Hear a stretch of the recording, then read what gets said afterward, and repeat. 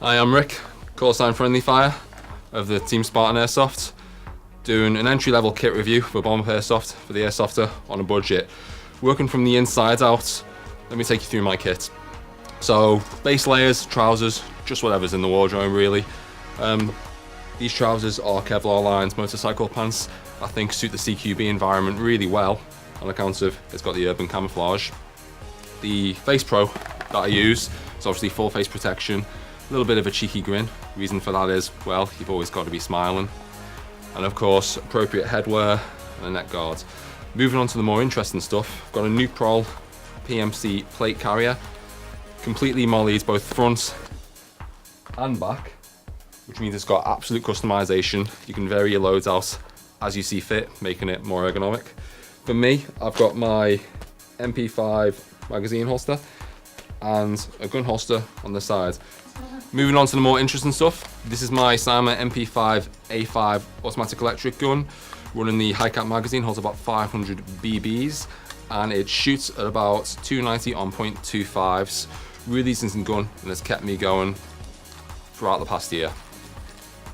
Moving on to my pistol, I'm running a WE EX Bulldog with the Zoxnar grenade launcher. This loads about 40 BBs and it's only good for one pull, a bit like myself. This is very useful and has gotten me a lot of kills. Whilst we're on the topic of pistols, I've got to show you this. These are my latest investments from the guys over at War Chimp Industries. Base 1911s, aka the Twins. These are fantastic, completely stripped, deburred and rebuilt. They shoot at about 300 FPS on black gas, giving it a difference of about 60 on green. Yet to be blooded, but definitely worth the investment. Those guys are geniuses, you need to check them out. And that's about it. So when you're airsofting on a budget, it can be done, and the kit that I'm wearing has pretty much kept me going for the past year. And it's always been a lot of fun to use. Right, I've got some burning questions. So you say it's an airsoft kit on a budget. So how much would you say that you spent on your entire kit so far? Alright, breaking it down, the MP5 was probably about 169, 170 back in the day. The pistol came in at about 120. The tack vest, I think, was about 50 odd pounds, so we're looking at about 300 pounds just to start the gameplay. And of course, the mask that I use, 20 quid, brings it all together quite nicely. So about 320 to start gaming. Fair enough. So is that the only primary that you run, or have you got anything else you run? I've got another primary for a woodlands setup. It's the Nuprol Pioneer Defender.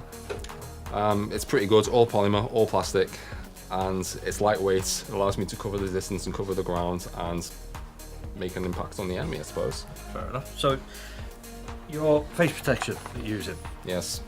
do you find you struggle to get down to look down the sights with it, or is it comfortable for you to aim with? It's extremely comfortable, and I found that I have struggled in the past to look down the sights, which is why I run specifically in CQB, just the iron sights. Anything more than that, any optics would make it ergonomically difficult to draw my weapon system up towards the enemy. It needs a little bit of adaptation, but for me, it works, and getting a kill in a dark area wearing that thing kind of aggravates the enemy a bit, which is what I'm all about. So how long have you been playing for? I've been playing Airsoft now for about a year, and I'm looking to expand my collection of weaponry. But obviously these things come at a cost, and in the meantime it's just great to keep playing and keep getting out there and having fun in a sport that we all love. So do you prefer woodland or CQB?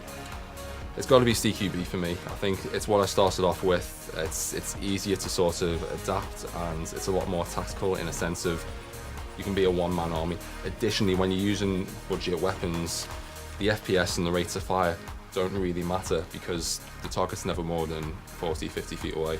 Right, well, I've been Biff. If you've got any questions or comments, put them in the comment section below. Like and subscribe, and I'll see you next time.